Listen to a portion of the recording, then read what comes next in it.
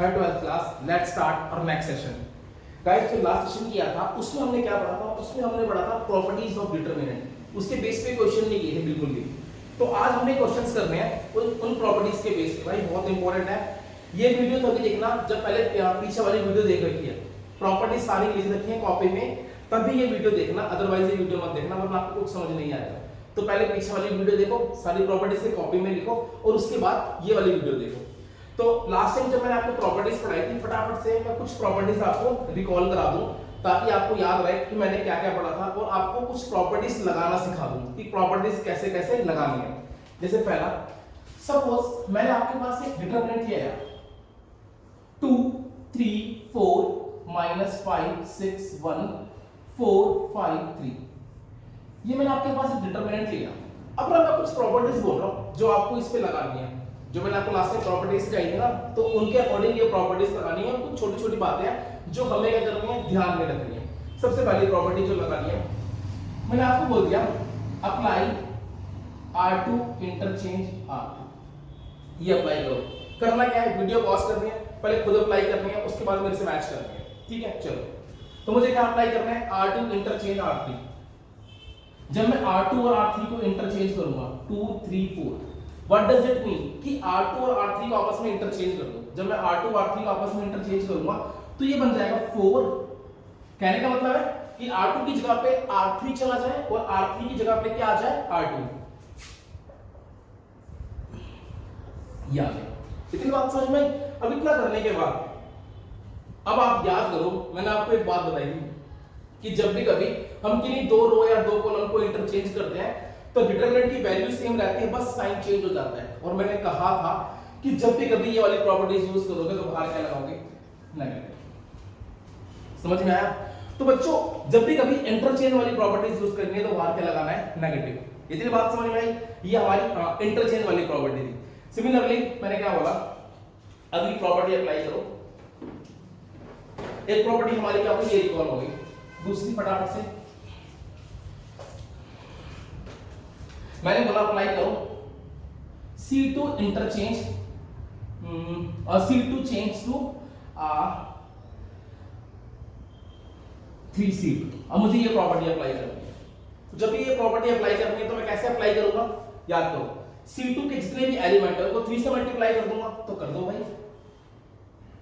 2 -5 4, इनके सभी एलिमेंट को 3 से मल्टीप्लाई कर दिया। 9 18 15 4 1 3। इतनी बात समझ में आई?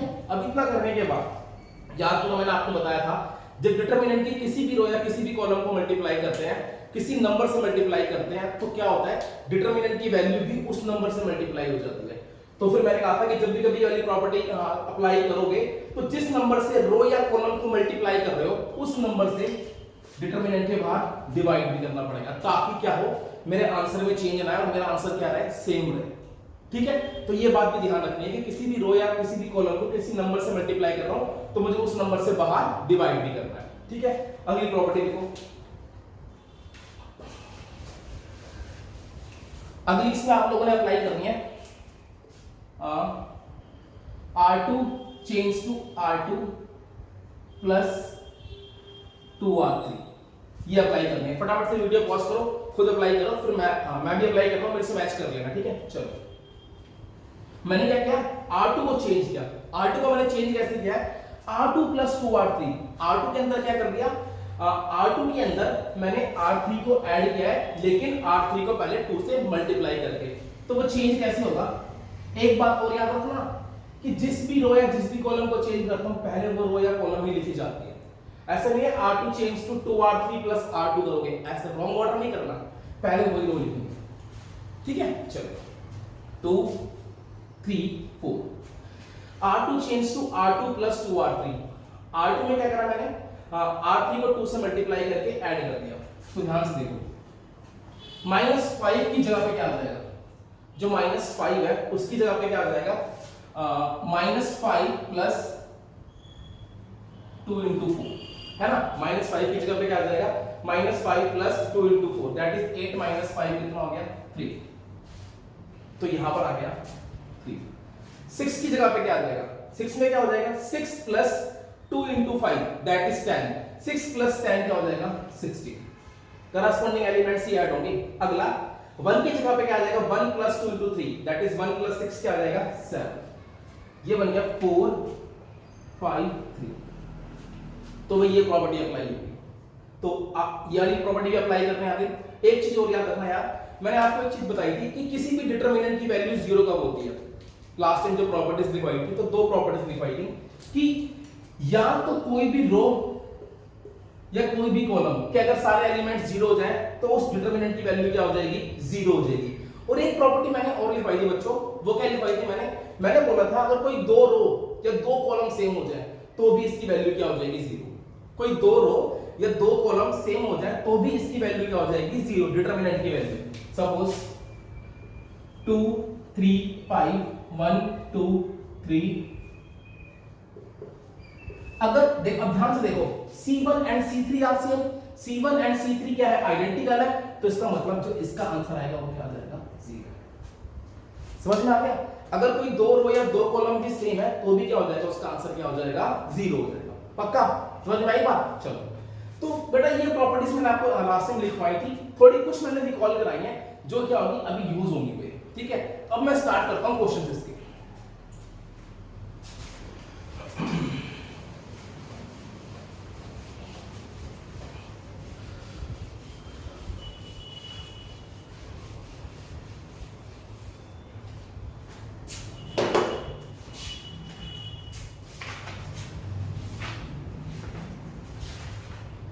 आपकी एक्सरसाइज है 4.2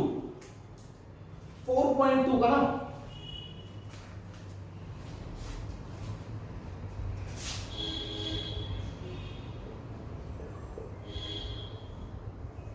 ठीक है। 4.2 में स्टार्ट कर रहे हैं। 4.2 के पहले कितने क्वेश्चन है 5 क्वेश्चन है और 7 क्वेश्चन है और उनपे ऐसे कुछ लिखा हुआ है। क्या लिखा हुआ है using the properties of determinant. 4.2 के क्वेश्चन पढ़ लो भाई। पहली स्टेटमेंट लिखी हुई है using the property of determinant and without expanding in exercise 1 to 7 prove that जो डिटरमिनेंट की वैल्यू है वो 0 है। मैं क्वेश्चन लिख देता हूं एक। सबसे पहले मैं क्वेश्चन नंबर 3 स्टार्ट करता हूं just for take an example. मैंने क्या लिखा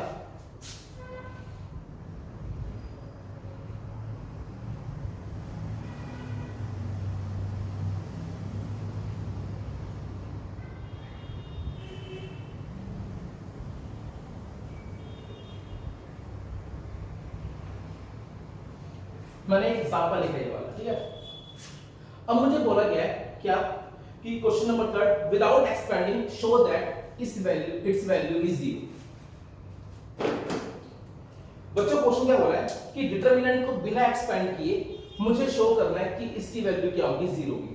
मतलब पहली बात तो मुझे खोलना नहीं है, इसको एक्सपेंड नहीं करना और बिना एक्सपेंड किए शो करना है कि इसकी वैल्यू 0 है।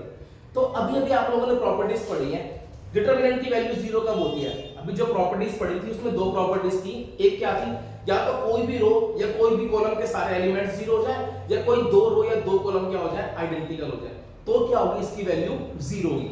अब इसको चेक करते हैं। मैंने क्या लिया LHS लिया।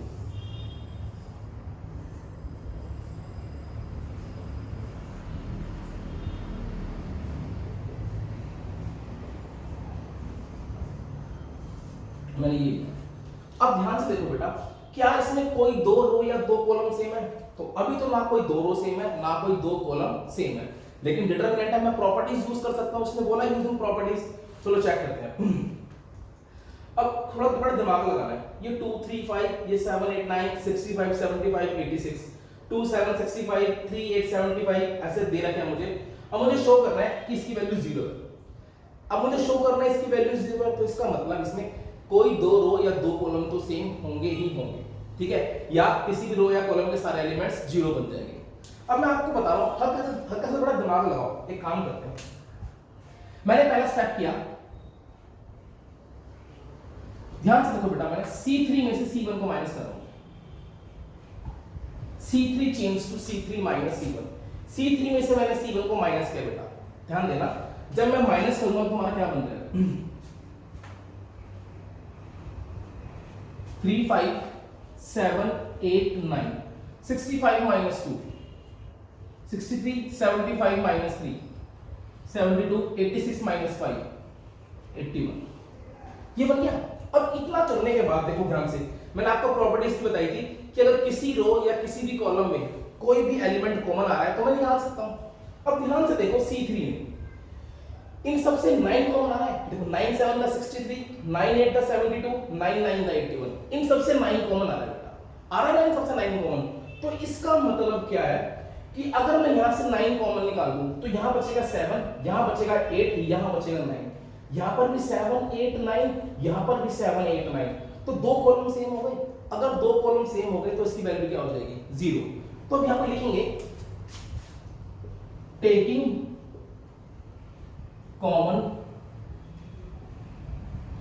Common 9 from C3। C3 से 9 कॉमन लिया मैंने। जब मैंने C3 से 9 कॉमन लिया तो ये बच जाएगा 2 3 5 7 8 9, ये बच गया 7 8 9। अब आपको दिख गया, क्या दिख गया बेटा? अब आपको दिख गया कि ना इसका C2 और C3 सेम आ गया है ना। C2 और C3 सेम, पर हमने पढ़ा है अगर डिटरमिनेंट की कोई दो रो या दो कॉलम सेम हो जाए तो उसका आंसर क्या हो जाएगा? 0। तो लिखेंगे since C2 and C3 are identical,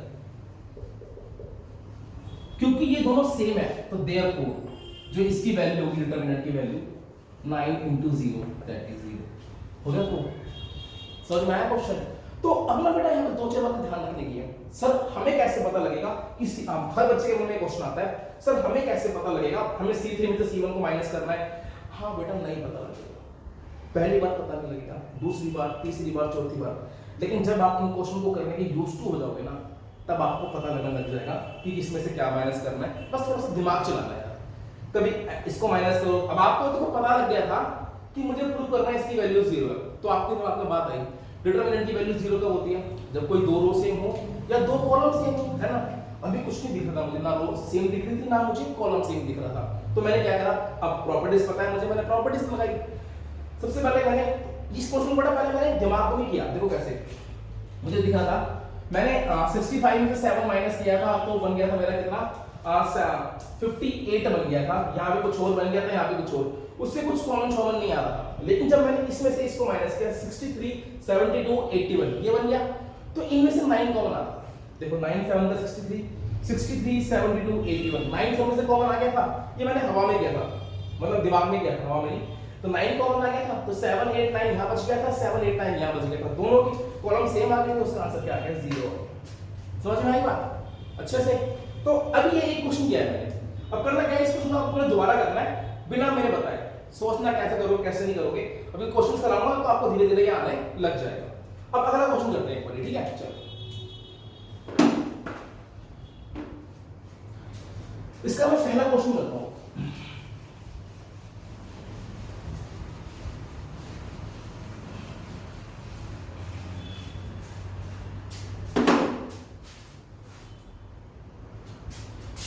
का क्वेश्चन नंबर फर्स्ट है बेटा, देखो क्या है, ये मुझे बोला है x y z a b c x plus a y plus b z plus c equals to 0। मतलब ये जो प्रूव करना है ये किसके इक्वल है? 0 के, और वही विदाउट एक्सपेंडिंग करना है। तो देखो बेटा कैसे करना है, मैंने इसका लिया LHS,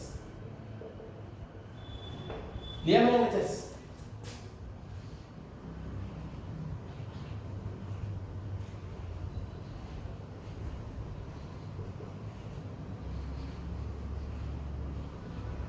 ये क्वेश्चन आ गया।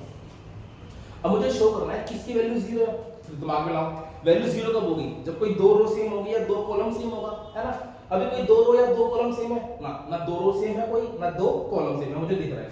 अब मुझे प्रॉपर्टीज लगानी है और कुछ इस तरीके से करना है कि कोई दो रो या दो कॉलम सेम हो जाए। फटाफट से वीडियो पॉज करो और खुद करने की कोशिश करो कि क्या कैसे लगाऊं कि दो रो या दो कॉलम क्या हो जाए? सेम हो जाए, है ना। चलो, और अब मैं आपको बता रहा हूं, अगर आपको सोचना है तो वीडियो क्या कर लो, पॉज कर लो। बेटा ध्यान से देखो यहाँ पर, ये क्या है? x plus A Y plus B Z plus सी।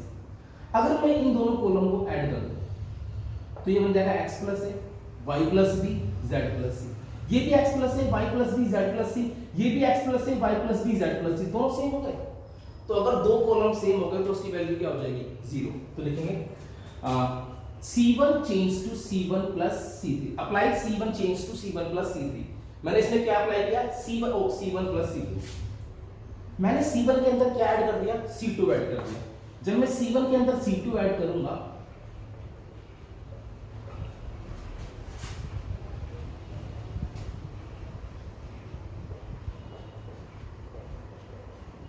दिखा, अब क्या हो गया? C1 और C3 सेम हो गए।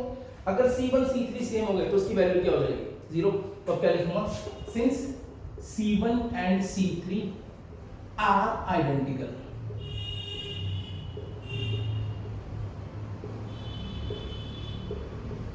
then its value is zero। तो इसलिए क्या होगी? इसकी वैल्यू क्या होगी बेटा? जीरो होगी, क्योंकि C1 और C3 सेम है तो इसलिए इसकी वैल्यू क्या होगी बेटा? जीरो होगी। समझ में आया वाला क्वेश्चन? अगला क्वेश्चन लिखते हैं।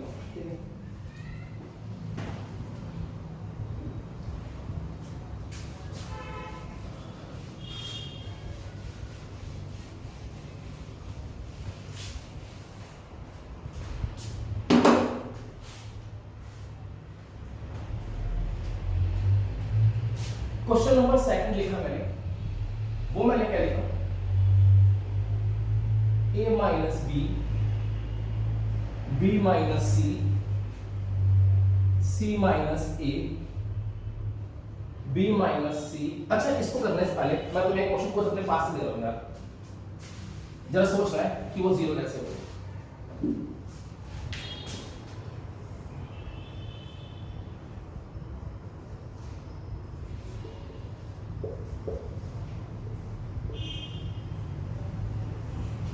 ये क्वेश्चन बेटा मैंने लिखा है, अब मुझे शो करना है इसकी वैल्यू जीरो है।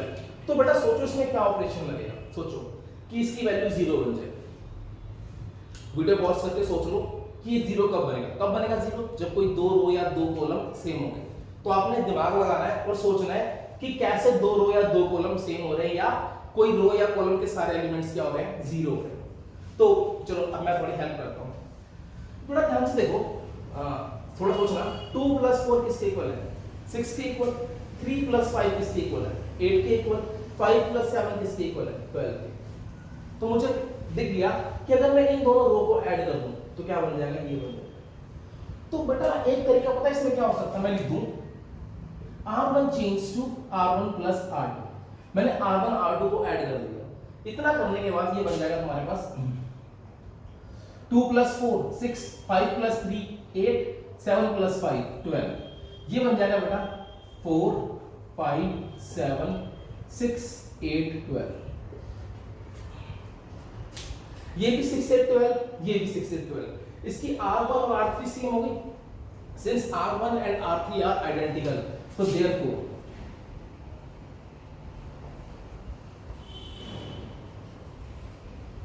तो इसकी जो वैल्यू हो जाएगी वो क्या हो जाएगी? जीरो। समझ में आया क्वेश्चन? ठीक है। अब ना बेटा इसी क्वेश्चन को ना किसी और तरीके से करते हैं। इस ऑपरेशन के अलावा क्या ये किसी और ऑपरेशन से हो सकता है?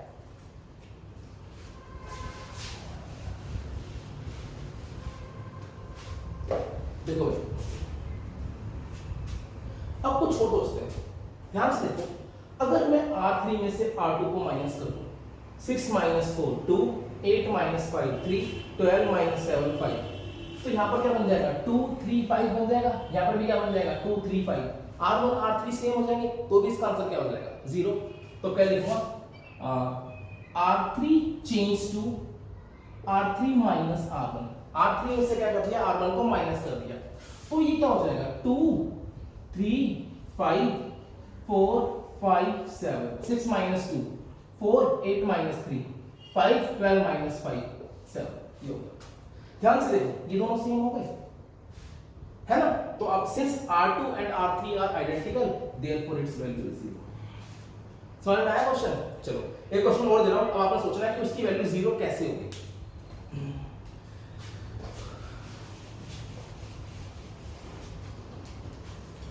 क्वेश्चन नंबर मैंने लिखा, एक मिनट मैं पहले क्वेश्चन लिख देता हूं, ठीक है?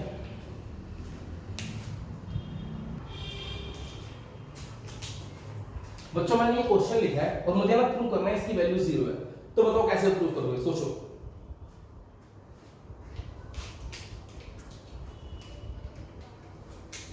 हाँ बड़ा सोचना है तो वीडियो और पॉज कर लेना, ठीक है। चलो मैं बताता हूँ, मुझे प्रूव करना है इसकी वैल्यू 0 है। तो कुछ कहीं से देखो कुछ कॉमन शॉमन आ रहा है या किसी को ऐड करने में कुछ और बन रहा है। जैसे मैं दिखाता हूँ यहाँ पर 3 + 2 तो खैर ये नहीं बन रहा, लेकिन यहाँ पे 15 है, 20 है, 25 है, इन सबसे 5 कॉमन आ रहा है। ध्यान से देखो C3 में से 5 कॉमन आ रहा है, दिख गया। तो अगर यहाँ से 5 कॉमन आएगा तो 3 बचेगा, 4 बचेगा, 5 बचेगा, 3 बचा, 4 बचा, 5 बचा, दोनों सेम बच गए, 3 4 5 3 4 5। तो इसका मतलब क्या हो गया, C1 एंड C3 सेम हो गया। अगर C1 एंड C3 सेम हो गया तो इसकी वैल्यू क्या हो जाएगी, एक तरीका तो ये था, एक तरीका और। अगर मैं C1 को 5 से मल्टीप्लाई कर दूं, किसको, C1 को 5 से मल्टीप्लाई कर दूं, तो 15 20 25 15 20 25 हो गया, दोनों सेम हो गए, तो उसका मतलब है तो भी इसकी वैल्यू क्या हो जाएगी, 0। तो अब आप दोनों में से कोई भी लगा सकते हो, मैं दोनों लगा के दिखा रहा हूं। सपोज पहले मैं मल्टीप्लाई करके दिखा रहा हूं, C1 चेंज टू 5C1 किया। अब याद कर लो, जब भी ये वाली प्रॉपर्टी लगाते हैं, अगर मैं किसी नंबर से मल्टीप्लाई करता हूं तो मुझे उस नंबर से डिवाइड भी करना होता है। तो सपोज मैंने 5 से मल्टीप्लाई किया है, तो मुझे इसको 5 से डिवाइड भी करना पड़ेगा। 15 20 25 2 4 6 15 20 25, ठीक है बेटा। ध्यान से देखो C1 और C3 सेम आ गया, तो इसका मतलब क्या हो गया, इसकी वैल्यू क्या हो गई, 0। Since C1 and C3 are identical, तो देयरफॉर इसका आंसर आ जाएगा 1/5 × 0 दैट इज 0। समझ में आया। अब नेक्स्ट क्वेश्चन देखो, देखो मैं इसका दूसरा तरीका देखो बेटा। एक तरीका तो ये था, अब एक तरीका मैंने बताया था क्या, कि अगर मैं C3 में से 5 कॉमन निकाल दूं, अब इस चीज को कैसे लिखेंगे, लिखेंगे टेकिंग कॉमन 5 फ्रॉम C3 में से 5 कॉमन लेने पर, चलो ले लिया। अब मैंने 5 कॉमन लिया C3 से, तो वो बाहर लिखा जाएगा। कोई भी नंबर मैं किसी रो या कॉलम से कॉमन लूंगा तो वो कहां लिखा जाएगा, बाहर। तो 3 4 5 2 4 6, यहां से भी 5 कॉमन आ गया, 3 4 5, दोनों बातें सेम है, तो इसका आंसर आ गया 5 × 0 दैट इज 0 आंसर। समझ में आया बेटा, अच्छे से पक्का। तो भाई ये थी हमारी मतलब इस क्वेश्चन को दिया था मैंने। एक क्वेश्चन तुम्हें और दे रहा हूं, सोचना कि उसकी वैल्यू 0 कैसे होगी, ठीक है। चलो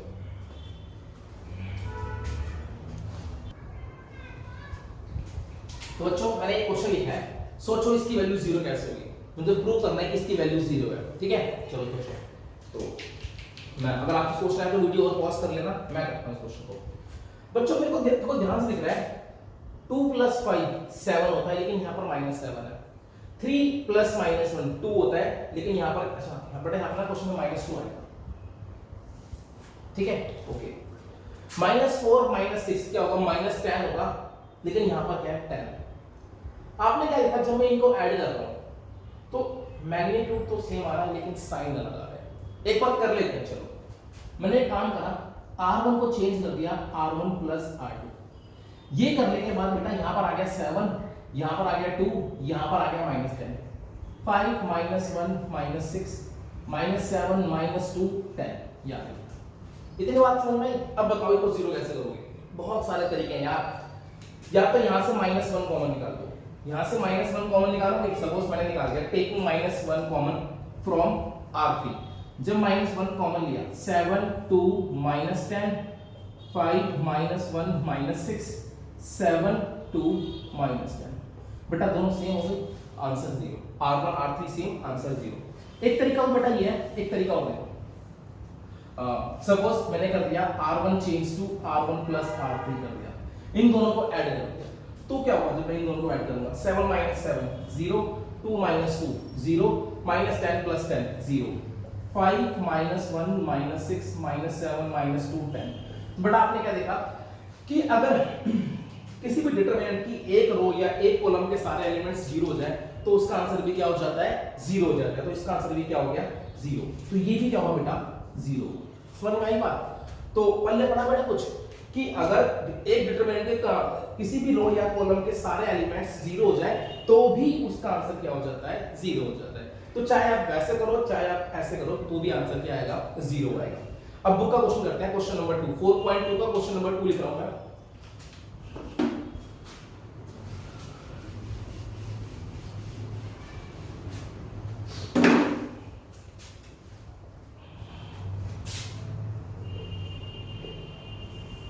ये है a minus b, b minus c, c minus a, ठीक है। अगला है b minus c, c minus a minus b।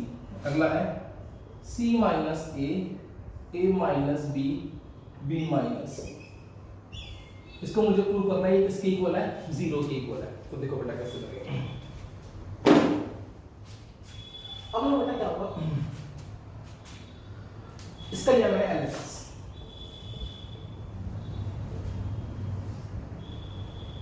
a minus B minus C minus A. ये हो गया b minus C minus A minus B. ये हो गया c minus A minus B minus A. सोचो ये जीरो कैसे बनेगा, कोई दो रो या दो कॉलम सेम कैसे बनेंगे, या किसी भी रो या कॉलम के सारे एलिमेंट्स जीरो जैसे बनेंगे। अगर आपने सोचना है तो वीडियो पॉज कर लो, वरना मैं बता रहा हूं। बेटा ध्यान से देखो, यहां पर a माइनस बी, यहां b नेगेटिव था या b पॉजिटिव था, यहां पर c नेगेटिव था और यहां पर c पॉजिटिव था, यहां पर a नेगेटिव है, यहां पर a पॉजिटिव है। तो कहीं ना कहीं थोड़ा दिमाग लगाओ, अगर मैं इन तीनों को ऐड कर दूं, a minus b plus b minus c, तो बेटा होगा क्या, ध्यान से देखो, a से a कट गया, c से c कट गया, b से b कट गया, ये सारे जीरो बन गए। अच्छा एक बार इनको चेक कर लेते हैं, एक बार इन्हें भी ऐड करते हैं, एक बार b minus c minus a minus b, अरे ये भी कट गए, तो ये भी जीरो हो गया। बेटा सिमिलरली ये सारे भी कट जाएंगे, तो ये भी क्या हो जाएगा, जीरो हो जाएगा। तो अब मुझे इस ऑपरेशन को लिखना है बेटा, तो मैं कैसे लिखूंगा वो देखो। मैंने लिखा, चाहे कॉलम वाइज ऐड, चाहे कॉलम वाइज ऐड कर लो, चाहे रो वाइज ऐड कर लो, आंसर जीरो ही बनेगा। तो मैं चलो कॉलम वाइज ही ऐड कर लो, रो वाइज भी ऐड कर सकते हो आप लोग, ठीक है। चलो मैंने कॉलम वाइज ऐड किया, c1 चेंज कर दिया, c1 plus c2 plus c2 कर दिया मैंने, ऐसा भी कर दिया। तो जब मैंने देखा था, जब मैंने c1 को चेंज किया, इसमें इन तीनों को ऐड करा, तो ये बन जाएगा जीरो। मैंने अभी आपको सॉल्व करके दिखाया था, ये प्लस ये प्लस ये। सिमिलरली ये भी जीरो बन गया, ये भी जीरो बन गया। तो बेटा ये बच गया b minus c minus a minus b, ये बच गया बेटा c minus a minus b minus c। सारी वैल्यू जीरो, अगर सारी वैल्यू जीरो तो आंसर क्या हो गया, जीरो। तो इसका आंसर भी क्या आ गया, जीरो आ गया। तो समझ में आया बेटा? चलो कोशिश कर रहा हूं बेटा आपको अच्छे से समझाने की। बाकी फिर भी कोई डाउट हो तो मेरे से पर्सनली फोन करके पूछ लेना या व्हाट्सएप पे मैसेज कर देना, ठीक है। नेक्स्ट अगला क्वेश्चन चलते हैं भाई। थर्ड मैं आपको करा चुका हूं, अब क्वेश्चन फोर्थ पे चलते हैं।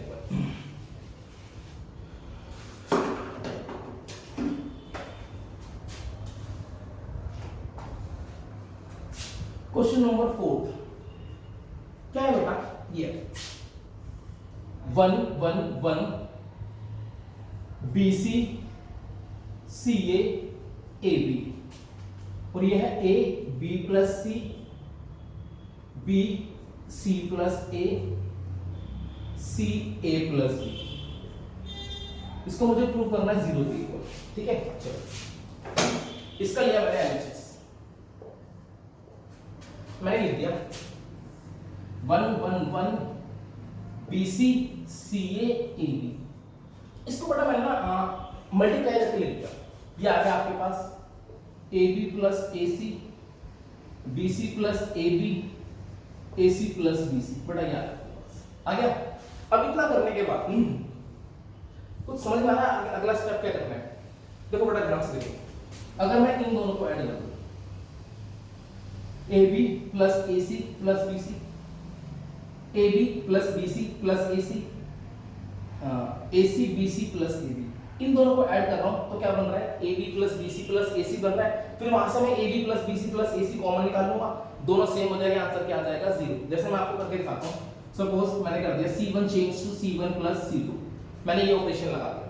जब मैंने ये ऑपरेशन लगाया 1 1 1 BC CA AB, जब लगाया तो ये बन गया AB plus BC plus AC, AB plus BC plus AC, AB plus BC plus AC, ये बन गया। यहां से ये कॉमन आ गया, क्या कॉमन आ गया, A B plus B C plus A C कहां से कॉमन आ गया, C3 से।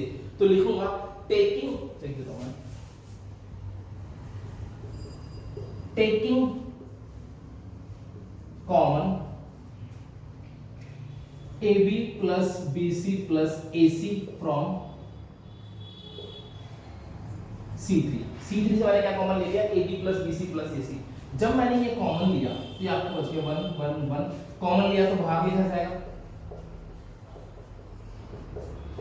ये बन जाएगा B C C A B, यहां बच जाएगा 1 1 1, ये दोनों सेम।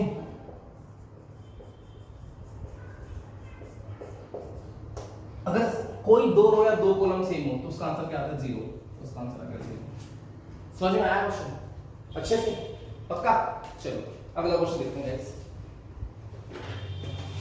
गाइस इसका क्वेश्चन नंबर 5 इंपॉर्टेंट है और एग्जाम में आया हुआ है, तो एक बार मैं करके दिखाता हूं question number 5।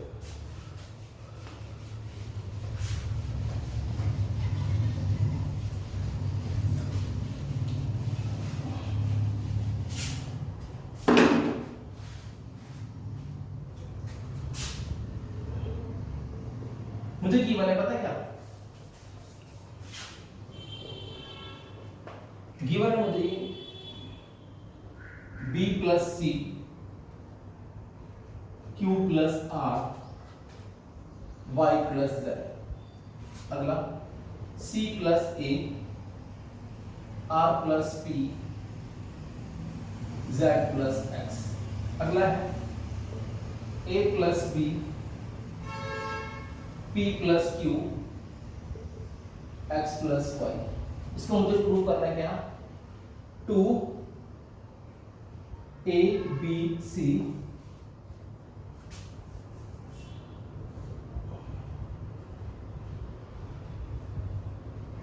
p q r x y z, ये मुझे प्रूव करना है इसको, ठीक है गाइस? मुझे ना ये प्रूव करना है इसमें, इसको मुझे इसके इक्वल प्रूव करना है। देखो कैसे करेंगे, इसका लिया मैंने LHS,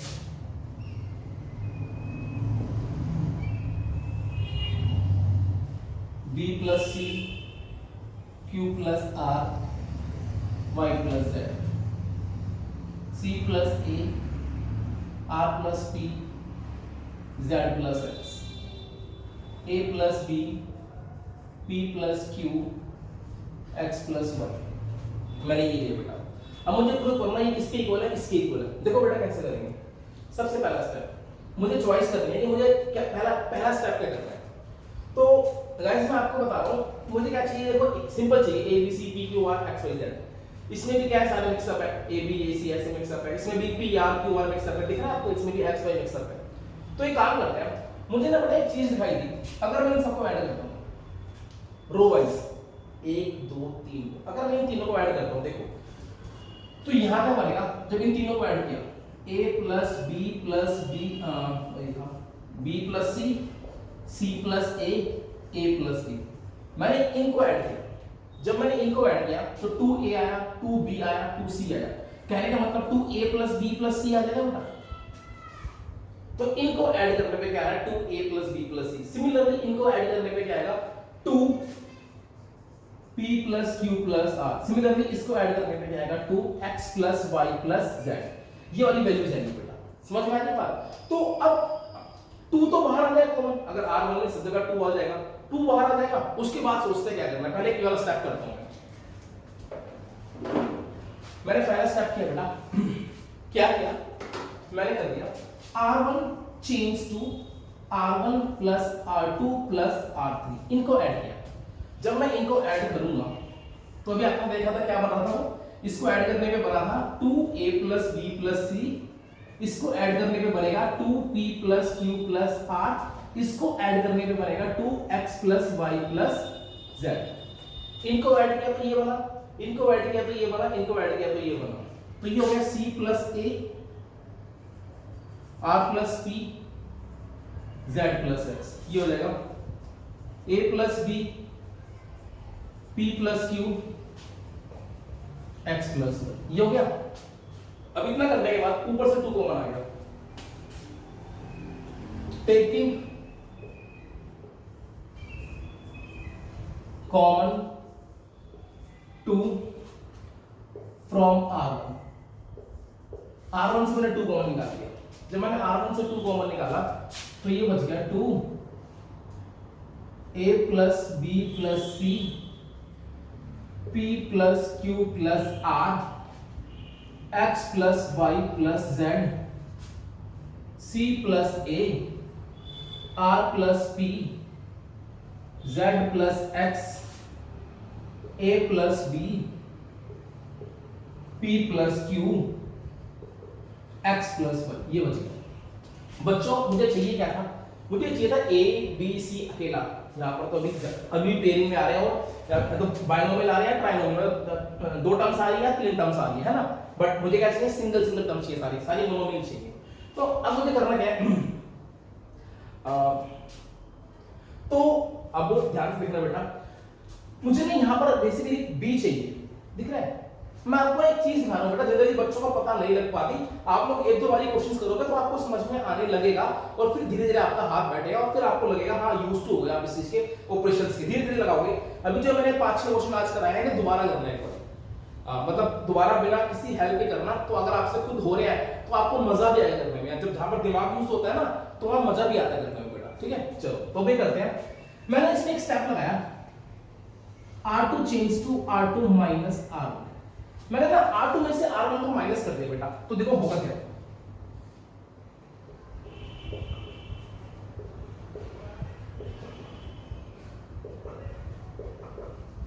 इसमें से इसको माइनस करा, C plus A minus this. तो बेटा A भी कैंसिल हो जाएगा, C भी कैंसिल, माइनस B बचेगा। सिमिलरली यहाँ पे R और P माइनस होगा, माइनस Q बचेगा, Z और X माइनस होगा, माइनस Y बचेगा। अब ना बेटा जैसे मैंने ऑपरेशन ये लगाया ना, आप एक साथ 2 ऑपरेशन भी लगा सकते हो। सपोज मैंने R3 को चेंज कर दिया R3 माइनस R1। अब ना बेटा आपने एक बात ध्यान रखनी है, जब भी कभी आप एक साथ 2 ऑपरेशन यूज कर रहे हो तो आपने जिस रो को चेंज किया है, जिस रो को मैं चेंज कर रहा हूं वो रो दोबारा उस स्टेप में यूज नहीं हो सकती। सपोज मैंने R2 को यहाँ पे चेंज किया है ना, तो R2 दोबारा इस स्टेप में यूज और कहीं यूज नहीं हो सकती, ठीक है? मतलब R2 दोबारा चेंज नहीं हो सकती और ना ही मैं R2 की हेल्प ले सकता। मैं बता रहा हूँ क्या क्या नहीं कर सकते। R2 change to R2 minus R1 करा मैंने, और मैंने एक स्टेप और लगा रहा हूँ। सपोज मैंने यहाँ लगा देता R3 माइनस R2, तो मैं ये चीज नहीं कर सकता। क्यों? क्योंकि इसी स्टेप में मैं R2 को चेंज भी कर रहा हूँ और इसी स्टेप में मैं R2 की हेल्प भी ले रहा हूं। अब जब आप चेंज कर रहे हो तो ये तो चेंज होकर नई वैल्यू आ रही है ना? तो यहाँ पर कौन सी वाली R2 माइनस होगी? ये वाली या ये वाली? कौन सी वाली R2 होगी? क्योंकि पहले तो आपने ये लगाया, ठीक है? और जब मैंने यहाँ पर लिखा होगा तो मैंने इसको ध्यान में रख के लिखा होगा, है ना? तो बस एक बार ये बात ध्यान रखना कि जिस भी रो या कॉलम को चेंज कर रहे हो वो उस स्टेप में दोबारा किसी ऑपरेशन में यूज नहीं होगा। दूसरी बात, जैसे अब मैंने क्या करा, R2 तो दोबारा यूज हो नहीं सकता। और बेटा एक बात हो, जैसे मैं R1 की हेल्प ले रहा हूं ना, इसको R2 को चेंज करने के लिए मैं R1 की हेल्प ले रहा हूं, तो R1 भी दोबारा मैं कभी चेंज नहीं कर सकता। हाँ, R1 की हेल्प मैं शायद कहीं और ले सकता हूं, किसी और ऑपरेशन में ले सकता हूं, लेकिन मैं R1 को चेंज नहीं कर सकता। क्यों? क्योंकि बेटा मैं R1 की हेल्प R2 को चेंज करने के लिए ले रहा हूं, तो इसलिए मैं इसको भी चेंज नहीं कर सकता, R1 को भी चेंज नहीं कर सकता। तो बेटा ध्यान से देखो मैंने करा क्या, मैंने R2 भी नहीं लिया इसमें और मैंने इसमें R1 को भी चेंज नहीं किया। मैंने चेंज किसे किया है? R3 को, और हेल्प किसके लिए? R1 की। तो कोई दिक्कत नहीं है। R1 की हेल्प लेके इसको भी चेंज किया, R1 की हेल्प लेके इसको भी चेंज किया। तो इन शॉर्ट आपने एक बात याद रखनी है कि जिस भी रो को चेंज कर रहा हूं, पहली बात जिस भी रो में मैं ऑपरेशन लगा रहा हूं वो रो दोबारा यूज नहीं होगी, और जिसकी हेल्प से चेंज कर रहा हूं, अगर आप कोई और ऑपरेशन लगा रहे हो तो उसमें भी उसकी हेल्प ले सकता हूं, जिस रो या कॉलम की हेल्प ले रहा हूं, और उसमें भी मैं चेंज नहीं कर सकता। थोड़ा सा मैंने ज्यादा बहुत सारी बातें बोल दी हैं, एक बार स्लो करके समझना और लिख लेना कि सर ने क्या बोला है। दोबारा बता रहा हूं, जिसको चेंज कर रहा हूं वो दोबारा चेंज नहीं होगी, ना दोबारा उसकी कहीं हेल्प लूंगा, ठीक है भाई? और जिसकी हेल्प से चेंज कर रहा हूं मैं उसकी हेल्प दोबारा तो ले सकता हूं लेकिन उसमें चेंज नहीं कर सकता, ठीक है बच्चों? चलो अब इतना करने के बाद मैंने R3 के अंदर भी क्या कर दिया? R1 को माइनस कर दिया। तो मैंने इसमें से भी इसको माइनस करा, तो जब बेटा मैं इसको माइनस करूंगा तो यहाँ पे क्या हो जाएगा माइनस है। अब एक काम करो ध्यान से, अब ना मैंने एक स्टेप और करा बेटा, R1 को चेंज कर दिया R1 plus R2 plus R3। ऐसा क्यों किया? जब मैं इसके अंदर ये दोनों चीज ऐड करूंगा तो B से B कैंसिल, C से C कैंसिल, ऊपर A बच जाएगा, तो ऊपर बच गया A, यहां बच गया P, यहां बच गया X, यहां बच गया minus B minus Q minus Y, यहां बच गया minus C minus R minus Z।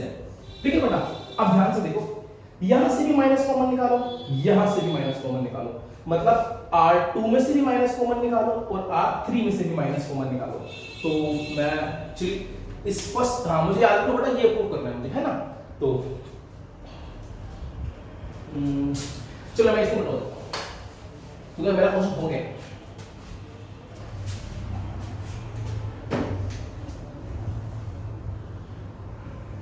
इसके बाद ये स्टेप है, टेकिंग कॉमन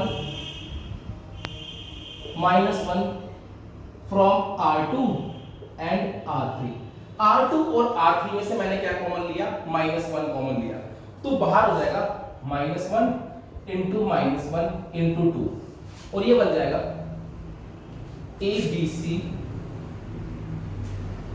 PQR और XYZ। तो बच्चों क्या होगा, माइनस माइनस क्या हो जाएगा, प्लस हो जाएगा अगले स्टेप में, तो ये तुम्हारा क्या बन जाएगा, ये बन जाएगा तुम्हारा 2ABC PQR XYZ is equal to क्या हो गया RHS। ये तो मुझे लगा था, समझ में आया? चलिए तो बेटा एक दो बार क्वेश्चन करना तो तुम्हें समझ में आने लगेगा। ठीक है, चलो तो आज की खाली हो गया, एक क्वेश्चन मुझे और करना है आज क्लास के लिए।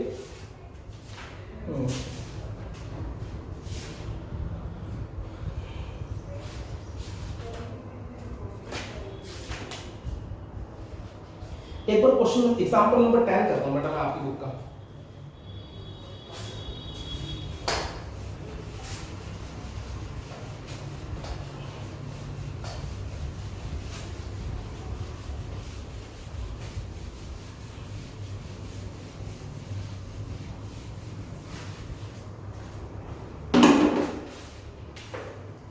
ये एग्जांपल 10 है,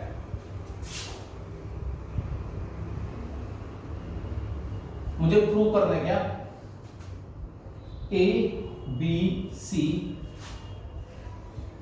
A plus 2x B plus 2y C plus 2z x y z equals to क्या 0। तो बेटा देखो मुझे इसको प्रूव करना है 0, मैंने इसका लिया एनालिसिस। अब ये आप लोग खुद करोगे, बस मैं बता रहा हूं। ये क्वेश्चन भी एग्जाम में आया हुआ है तो मैं इसलिए करा रहा हूं, ये क्वेश्चन है बेटा। ठीक है, तो अब ना मेरा ध्यान से देखो, मुझे प्रूव करना है ये 0 है। 0 कब होगा, या तो कोई दो रो या दो कॉलम सेम हो, या किसी रो या कॉलम के सारे एलिमेंट्स क्या हो 0। तो बच्चों कुछ ध्यान दे रहे हो, कुछ दिखा आपको? अगर शायद बड़ा तुम्हें, अगर तुम्हें अभी भी नहीं दिखा तो इसका मतलब तुमने पीछे वाले क्वेश्चन के आंसर नहीं देखे हैं, वैसे अब तुम्हें दिखना चाहिए। इस क्वेश्चन को मैं दो तीन तरीके से कर सकता हूं। अगर मैं R2 में से R1 को माइनस कर दूं, देखो बेटा इसमें से ये माइनस होगा तो यहाँ पर 2x बचेगा, यहाँ पर 2y बचेगा, यहाँ पर 2z बचेगा, क्या बच गया 2x 2y 2z, और फिर 2 कॉमन निकाल दूंगा तो xyz और xyz। समझ में आ रही बात? क्या पहले इसमें से इसको माइनस किया तो यहां बचेगा 2x 2y 2z, उसके बाद 2 कॉमन निकाल दिया तो xyz सेम 0। एक तरीका तो ये है। एक तरीका और देखो, मैंने आपको लास्ट में एक प्रॉपर्टी पढ़ाई थी, मैंने बताया था कि अगर डिटरमिनेंट की कोई रो या कॉलम किन्हीं दो टर्म के सम में लिखी हुई है तो उसको मैं दो अलग अलग डिटरमिनेंट में लिख सकता हूं, लाइक दिस। इस वाले को मैं लिख सकता हूं a b c x y z plus a b c 2x 2y 2z x y z। इस वाले डिटरमिनेंट में ये दोनों रो सेम तो इसकी वैल्यू 0, यहां से 2 कॉमन निकाल दिया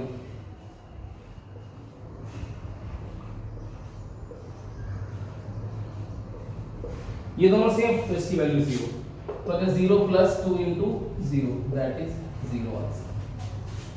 समझ में आया बच्चों अच्छे से? चलो तो बेटा ये जो मैं आज में कराया क्वेश्चंस, तो मैं आज करना क्या है, इन्हीं क्वेश्चंस को दोबारा करना है। जब मैं कहूंगा ना इसका होमवर्क करना है, तब इसका होमवर्क करना है। आज बस इन्हीं क्वेश्चंस को दोबारा करना है, एक बारी लिख के दोबारा क्वेश्चंस करना, जो मैंने पहले 5-6 क्वेश्चन कराया वो। ठीक है 4.2 में। तो आज के लिए इतना ही, बाकी फिर मिलते हैं नेक्स्ट क्लास में। ठीक है चलो बेटा बाय।